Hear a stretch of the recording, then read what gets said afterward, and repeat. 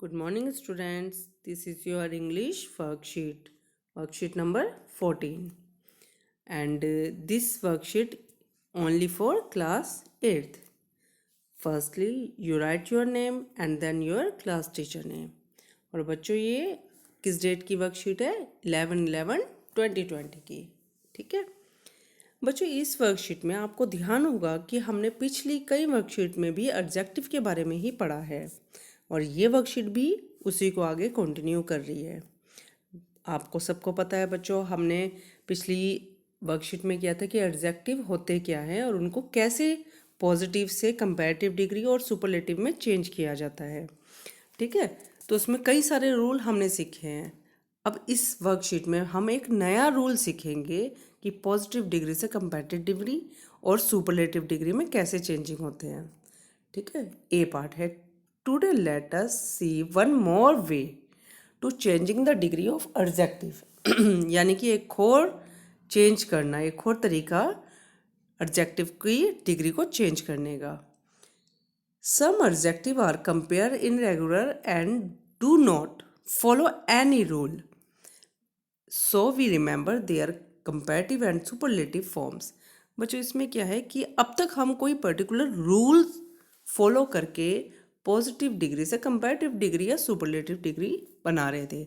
But कुछ word ऐसे होते हैं बच्चों जिनमें कोई भी रूल फॉलो नहीं होता. उनको क्या करना होता है, उनको सिर्फ याद कर सकते हैं, उनको हमें अपने माइंड में याद करना होता है. कोई रूल फॉलो नहीं होता, कोई पर्टिकुलर रूल नहीं है उसके लिए. ठीक है, तो अब हमें उन वर्ड को याद करना है.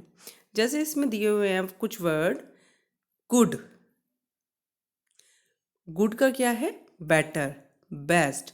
अभी बच्चों आप कहोगे कि गुड का तो गुडर होना चाहिए था या गुडेस्ट होना चाहिए था, लेकिन क्योंकि कुछ वर्ड ऐसे हैं जिनमें कोई भी रूल फॉलो नहीं होते, तो इसलिए गुड का क्या होता है बच्चों? कंपैरेटिव डिग्री जब होती है, यानी कि जब एक की बात चलती है तो हम गुड बोलते हैं, और जब दो में कंपैरिजन किया जाता है तो हम बेटर करते हैं यूज़.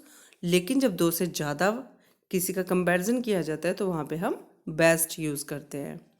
ठीक है, इसके बाद है वेल, बेटर, बेस्ट. ऐसे ही बैड, वर्स्ट, वर्स्ट. ठीक है, ये वर्ड सब आपको ये लर्न करने पड़ेंगे. Worst, worst. Little, less, least. Far, far क्या है बच्चों? जब कहीं दूरी की बात होती है, डिस्टेंस की बात होती है, तो वहाँ पे हम क्या करते हैं? Further, furthest. अब एक और फार है, इसका मतलब क्या होता है बेटा? फार का मतलब होता है एक्सटेंड. का मतलब होता है कि कितने समय में, यानी कि कितने समय में कोई कार्य किया जा रहा है, या जब भी कहीं किसी समय के बारे में बात की जाएगी तो वहाँ पे हम फर्दर, फर्देस्ट.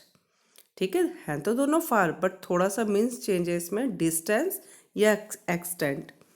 इसके बाद है मैनी.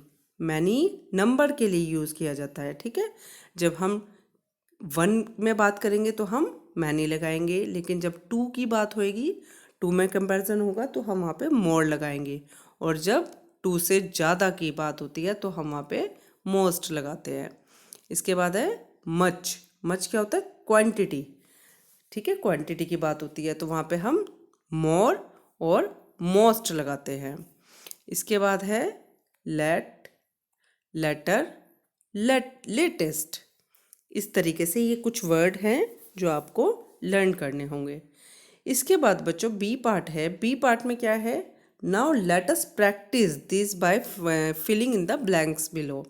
यानी कि अब कुछ फिलअप्स दिए हुए हैं हमें आपकी प्रैक्टिस करने के लिए, तो उनमें हमें फिलअप्स में वर्ड फिल करने हैं. जैसे पहला है whoever has dash points in the winner. बच्चों मैंने आपकी हेल्प के लिए ये वर्ड्स फिल किए हैं, लेकिन आप अपने माइंड से इनको समझ के कि ये वर्ड क्यों आए हैं, एक का कंपैरिजन हो रहा है या दो का, या दो से ज़्यादा का कंपैरिजन हो रहा है, या उनके बारे में बात की जा रही है, आप उसके बाद इन वर्ड्स को फिल करोगे. ठीक है, ये मैंने आपकी हेल्प के लिए लगाए हैं. तो फर्स्ट में क्या है? whoever has dash points in the winner. ठीक है, यानी कि इसमें ज़्यादा जनों की बात की गई है कि कौन विनर है, तो इसलिए मैंने यहाँ पे मोस्ट यूज़ किया है. सेकंड है your house is dash away then my. ठीक है, इसमें दो जनों की बात है, आप इसमें कहोगे दो जनों की बात है, लेकिन बच्चों रूल हमेशा, मैंने अभी बताया कि कुछ वर्ड ऐसे होते हैं जहाँ पे कोई रूल, पर्टिकुलर रूल यूज़ नहीं होते, तो यहाँ पे फार आएगा। इसके बाद है third, Vishakha is the dash dancer in the class, यानी कि पूरी क्लास में एक विशाखी की बात की गई है, दो से ज़्यादा में कंपैरिजन किया गया है, तो हम यहाँ पे बेस्ट यूज़ करेंगे। फोर्थ है you should sleep dash then you sleep these days.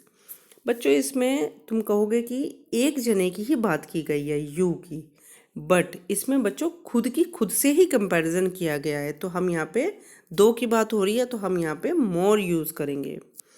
इसके बाद फिफ्थ में भी ऐसे ही है, आप इसके बाद खुद प्रैक्टिस करेंगे इनमें कुछ वर्ड्स की, जैसे मैं आपको हिंट के लिए कुछ वर्ड आपकी हेल्प करती हूँ, जैसे है seventh, I rain far yesterday but I rain ever dash today.